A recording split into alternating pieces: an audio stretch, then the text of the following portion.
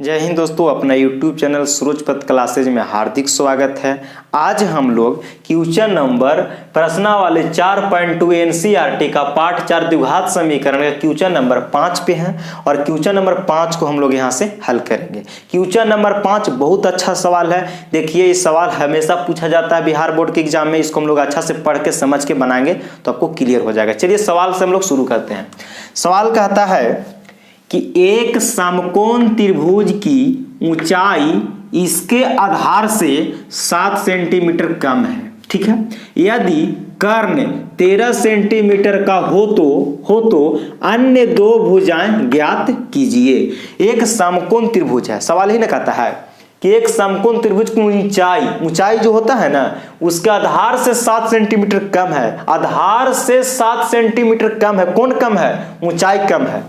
यदि कर्ण 13 सेंटीमीटर का हो, त्रिभुज का जो समकोण त्रिभुज का कर्ण होगा 13 सेंटीमीटर का हो, तो इसको अन्य दो भुजाएं ज्ञात कीजिए। मानो कि ऊंचाई भी ज्ञात कीजिए और आधार भी ज्ञात कीजिए। सवाल यही कह रहा है। तो सबसे पहले हम लोग ऐसा करते हैं ना भाई कि सबसे पहले हम लोग एगो समकोण त्रिभुज बना लेते हैं ताकि हम लोग को समझने में आसान हो जाए। तो देखिए, मैंने यहाँ पे एक समकोण त्रिभुज बना देता हूं आपको समझने के लिए। तो इस त्रिभुज को मैंने नाम देता हूं ABC। यहाँ पे समकोण त्रिभुज है। मैंने यहाँ पे एक ABC समकोण त्रिभुज बना दिया, कोई दिक्कत नहीं है। ABC एक समकोण त्रिभुज है। ठीक है, यहाँ पे कह रहा है तो बताइए ना, 90 डिग्री के सामने वाला भुजा ये वाला कौन सी होता है? कर्ण होता है। ये तो फिक्स होता है, कोई चेंजिंग नहीं। तो कर्ण कितना दिया है? कर्ण 13 सेंटीमीटर। ये वाला भुजा जो है 13 सेंटीमीटर दिया है सवाल में। देखिए, यदि कर्ण 13 सेंटीमीटर का हो तो कहता है कि अन्य दो भुजा ज्ञात कीजिए। तो यहाँ पे नहीं तो हमको आधार मालूम है, नहीं तो लंब मालूम है, कोई दिक्कत नहीं। तो मान लेता हूं। कैसे मानूंगा? तो देखिए हल करते हैं यहां से हम लोग। ठीक है, माना कि समकोण त्रिभुज का आधार मैंने BC भुजा के मान लेता हूं। कौन सा भुजा के? BC को। मैंने माना कि समकोण त्रिभुज का आधार यानी कि BC जो नीचे हुआ 1 सेंटीमीटर का हुआ। कितना मैंने मान लिया? मैंने इसको 1 सेंटीमीटर मान लेता हूं, कोई दिक्कत नहीं है। अच्छा, फिर कहता कि ऊंचाई जो है ना, ऊंचाई इसके आधार से 7 सेंटीमीटर कम है। फिर लिखेंगे, क्या लिखेंगे कि समकोण त्रिभुज की ऊंचाई, समकोण त्रिभुज का ऊंचाई, समकोण त्रिभुज का ऊंचाई। तो यहां पे ऊंचाई क्या होगा? तो AB होगा।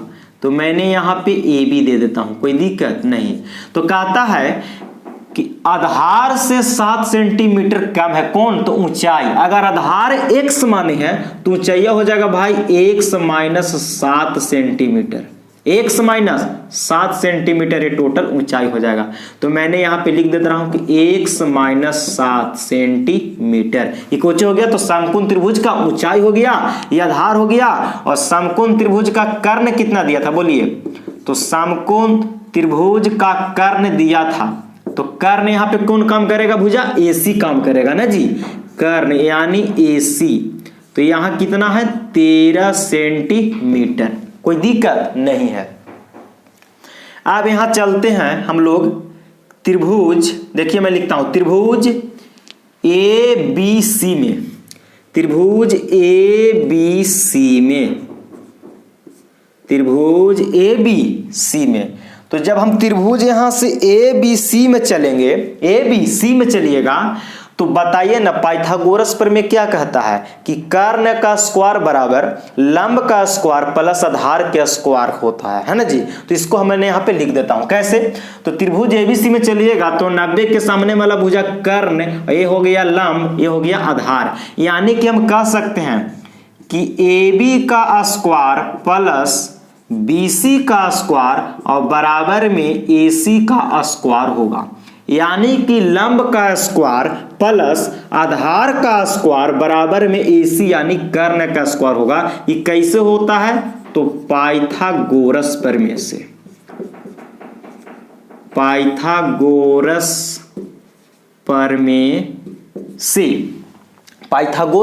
पर में से।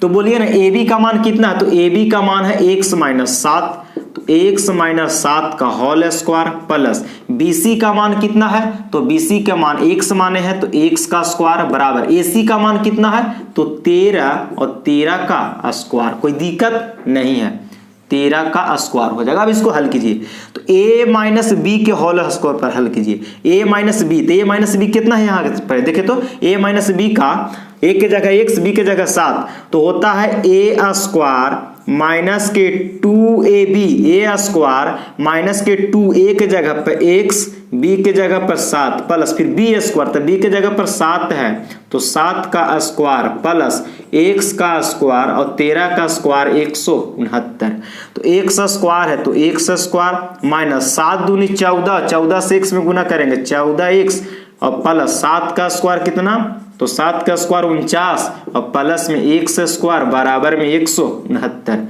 x स्क्वायर और x स्क्वायर हो जाएगा भैया 2x स्क्वायर, 14x माइनस के 14x प्लस के है 49, 169 है प्लस में इधर आएगा तो माइनस के 169 और इधर क्या बच गया 0। अब आगे बढ़ते हैं तो हो जाएगा 2x स्क्वायर माइनस के 14x, 169 यहाँ पे माइनस में और 49 यहाँ पे प्लस में, तो 169 में से 49 घटाइए, 169 में से जब 49 घटाइएगा तो कितना बचेगा, बच जाएगा माइनस का 120 और बराबर में 0, बराबर में बचेगा माइनस का 120 बराबर में 0। ऐसा कीजिए कि इन तीनों में से कॉमन ले लीजिए, 169 में से 49 घटाइएगा तो 120 और माइनस में था ज्यादा चिन्ह तो माइनस दे दिए। 2 यहाँ पे मैंने कॉमन करूंगा, सब में से 2 कॉमन कीजिए तो 2 बाहर आएगा तो यहाँ बचेगा कितना x स्क्वायर माइनस 14 में से 2 बाहर करेंगे तो हो जाएगा 7x माइनस 120 में से 2 बाहर करेंगे तो 60 बराबर में 0।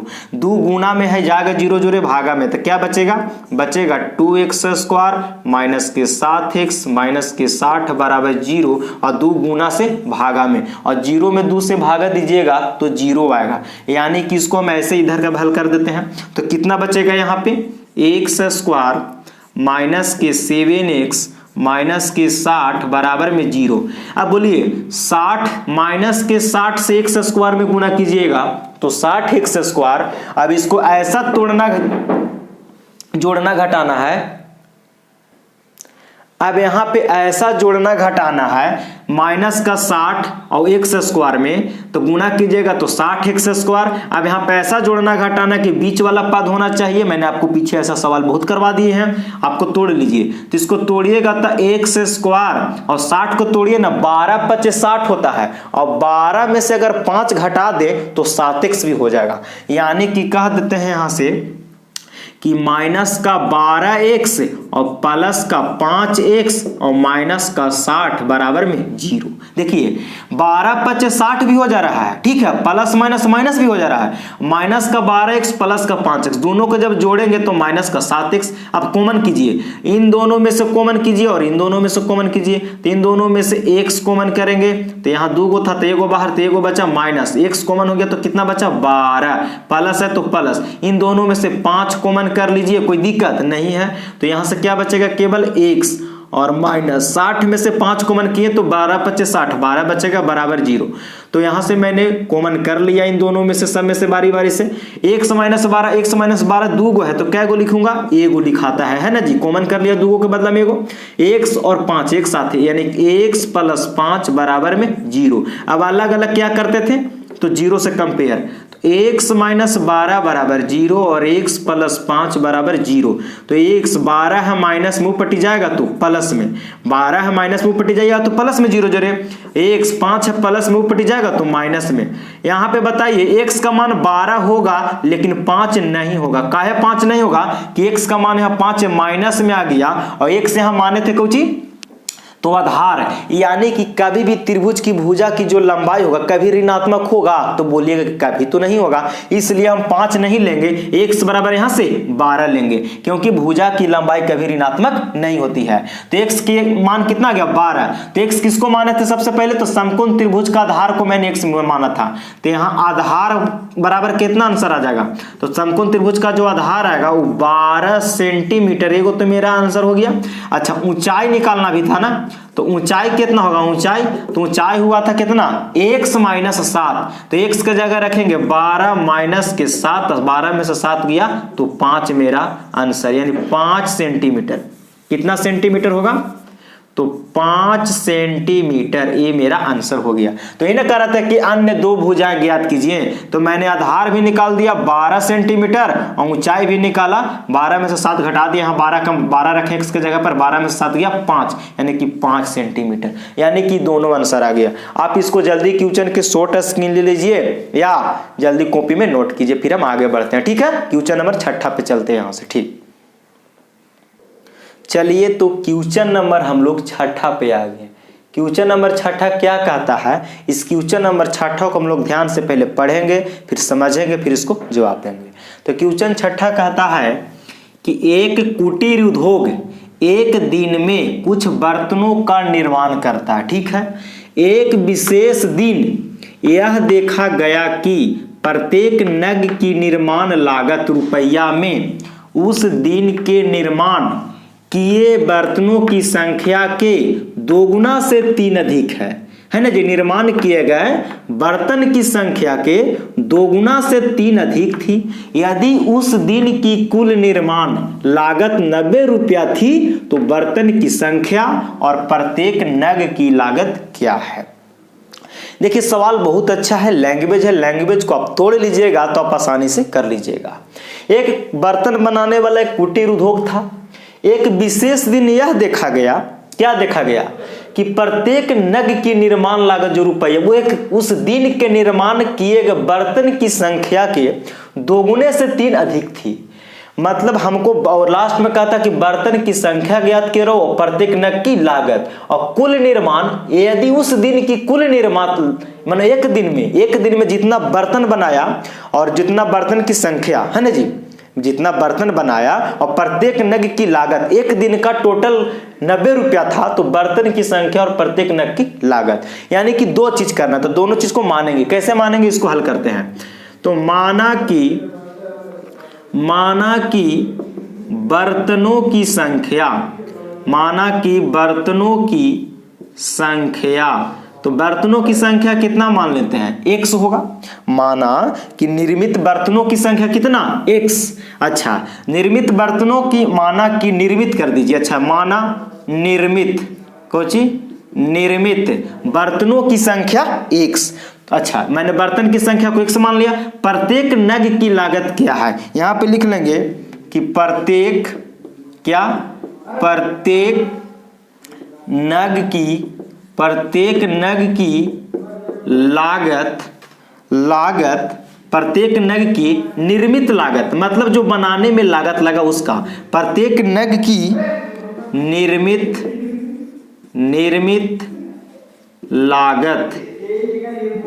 लागत कितना होगा, तो कहता है कि उस दिन के निर्माण बर्तनों की संख्या के 2 गुना, तब बर्तन की संख्या को x माने हैं तो 2 गुना कीजिए, तो 2 में x से गुना करेंगे तो 2 गुना से 3 अधिक है, तो 2 गुना भी कर दिए, लेकिन 3 और अधिक तो प्लस के 3 कर देंगे। 3 अधिक कहा तो 3 जोड़ दिए, 3 कम कहा था तो कम कर देते, गुना करना कहा था गुना करते। तो कहता कि बर्तन की संख्या के 2 गुना से 3 अधिक, तो बर्तन की संख्या एक समान है तो x में 2 से गुना कर दिए और प्लस के 3 हो गया। तो 2 गुना से 3 अधिक मैंने एक प्रत्येक नग की निर्माण लागत में हो गया, ये रुपया में हो गया, कुछ ही में रुपया में। चलिए प्रश्न से, अब प्रश्न क्या कहता है, फिर कहता है उस दिन के कुल निर्माण लागत 90 रुपया, मतलब बर्तन की संख्या जो हुआ एक दिन में से और एक प्रत्येक नग की जो निर्माण लागत है से, टोटल मतलब बर्तन की संख्या में प्रत्येक नग की निर्मित लागत से अगर गुना करेंगे तो एक दिन में कितना 90 रुपया था, तो इन दोनों को गुना कर दीजिए। बर्तन की संख्या में प्रत्येक नग की निर्माण लागत से अगर गुना करेंगे तो एक दिन का टोटल मेरा जो लागत आया वो 90 रुपया सवाल में दिया है, तो दोनों को गुना कीजिए प्रश्न से, तो हो जाएगा x इंटू बर्तन की संख्या और एक प्रत्येक नग की निर्माण लागत कितना है, तो 2x + 3 बराबर कितना 90 रुपया, तो बराबर में 90, यानी कि बर्तन की संख्या से प्रत्येक नग की निर्मित लागत में अगर हम गुना कर देंगे तो टोटल एक दिन में 90 रुपया दिया था, तो मैंने गुना करके बराबर में 90 गुना कीजिए यहाँ पे 2x से x में गुना करेंगे तो 2x स्क्वायर, 3 से x में गुना करेंगे तो 3x, और 90 है प्लस में ई पट्टी लानेंगे तो माइनस में 90 बराबर में 0, बराबर में 0, कोई दिक्कत नहीं है। अब इसको यहाँ पे द्विघात समीकरण हो गया, इसको तोड़ के हल कीजिए। तो 90 से 2 में गुना करेंगे तो 180, 180 होगा यहाँ पे माइनस में, क्योंकि यहाँ पे माइनस है। 180 x स्क्वायर को ऐसे दो भागों में तोड़ना है कि जोड़ने घटाने से 3x और गुना करें से हो जाए 180। तो कैसे कीजिएगा, तो देखिए ना 15x और 12x ले लीजिए। तो 15 में से 12 घटाएंगे तो 3x भी हो जाएगा, 15 में से 12 घटाएंगे तो 3x भी आएगा, और 15 और 12 में गुना करेंगे तो 180, और प्लस माइनस माइनस भी हो जाएगा, यानी कि हो जाएगा 2x स्क्वायर प्लस के 15x माइनस के 12x माइनस के 90 बराबर में 0। 15x में से 12x घटाएंगे 3x, और 12 15 में गुना करेंगे तो ये 180 भी हो जाएगा। यहां से क्या कॉमन होगा, इन दोनों में से कॉमन कीजिए। इन दोनों में से x कॉमन होगा, क्या कॉमन होगा, x, तो x कॉमन करेंगे तो क्या बचा यहाँ पे 2x बच गया, और प्लस के x बाहर तो केवल 15 बच गया, कोई दिक्कत नहीं। यहाँ पे पहले माइनस कॉमन कीजिए, और क्या कॉमन होगा यहाँ से, तो यहाँ से फिर कॉमन हो जाएगा आपको, देखिए x है इसमें x नहीं है, 12 भी कॉमन नहीं होगा। इन दोनों में से 6 कॉमन कीजिए, 12 में भी 6 है, 90 में भी 6 है, कोई दिक्कत नहीं, 6 कॉमन हो जाएगा। तो 6 कॉमन करेंगे तो 12 में से 6 कॉमन करेंगे तो बचेगा 2x है, तो x माइनस कॉमन कर ले तो बनेगा प्लस, और 15 में से 6 कॉमन किए तो 15 छक्का 90, यहाँ पे हो जाएगा 15 बराबर में 0। देखिए तो ब्रैकेट में दोनों सेम हो गया, तो 2 गो के बदला में कै गो लिखते थे, एगो, तो 2x प्लस 15 2 गो था, तो एगो बाहर वाला बाहर के साथ है x माइनस 6 और बराबर में 0। अब 0 से अलग अलग कर दीजिए, 2x प्लस 15 बराबर में 0, 2x 15 प्लस में इधर आएगा तो माइनस में, x बराबर माइनस के 15 बटे में 2 हो जाएगा, और यहाँ x माइनस 6 बराबर 0, यहाँ से x 6 माइनस में प्लस में। देखिए यहाँ x का मान जो आया वो माइनस के 15 बटे 2 आया, और x माने है बर्तन की संख्या, और बर्तन की संख्या कभी ऋणात्मक नहीं होगा, क्योंकि यहाँ पे माइनस के 15 बटे 2 आया, इसलिए माइनस वाला नहीं लेंगे, लेंगे प्लस वाला। तो x का मान 6 आ गया, यानी कि हम कह सकते हैं x का मान माने थे बर्तन की संख्या, तो लिखेंगे कि अतः बर्तनों की संख्या, बर्तनों की संख्या, तो बर्तनों की संख्या कितना होगा, तो यहाँ पे बर्तनों की संख्या हो जाएगा, मैंने कितना माना था, मैंने बर्तनों की संख्या x माना था, x का मान 6 लेना है, प्लस वाला माइनस वाला नहीं, तो बर्तन की संख्या 6 आंसर हो गया। फिर कहा था कि प्रत्येक नग की लागत, तो प्रत्येक नग की निर्मित लागत निकाल लीजिए, प्रत्येक नग की निर्मित लागत, तो कितना माने थे 2x प्लस 3, तो लिख लीजिए 2x प्लस 3, 2x के जगह पर 6 रखिए प्लस के 3, तो 6 दूनी 12 प्लस के 3 और 12 3 15, यानी कि 15 रुपया। प्रत्येक नग की निर्मित लागत भैया 15 रुपया आ गया मेरा आंसर, और बर्तनों की संख्या 6, तो जब एक के 15 रुपया तो 6 को बर्तन बना एक दिन में, तो 15 छक्का 90 रुपया आ रहा है ना, जांच किए तो बर्तनों की संख्या 6, प्रत्येक नग की निर्मित लागत 15 रुपया, तो 15 छक्का 90, और एक दिन में दिया था कि 90 रुपया, तो यही मेरा आंसर हो गया। तो ये जो एक्सरसाइज था 4.2 क्वेश्चन 6 गो ही था, और पूरा मैंने इसको हल कर दिया। अगले वीडियो में मैंने एक्सरसाइज 4.3 से मिलूंगा, कॉन्सेप्ट दूंगा, फिर उसको हल भी करूंगा। तो इतने रोक देते हैं वीडियो को, और अगर वीडियो आपको अच्छा लगता है तो वीडियो को है ना दोस्तों में खूब शेयर कीजिए। अगर अभी तक आप चैनल को सब्सक्राइब नहीं किए हैं तो चैनल को सब्सक्राइब कर लीजिए, ताकि जब भी मैं वीडियो डालूं तो आपको पास नोटिफिकेशन पहुंचे। नोटिफिकेशन नहीं दबाए हैं तो नोटिफिकेशन भी दबा लीजिए। तो इतने भरने देते हैं। जय हिंद।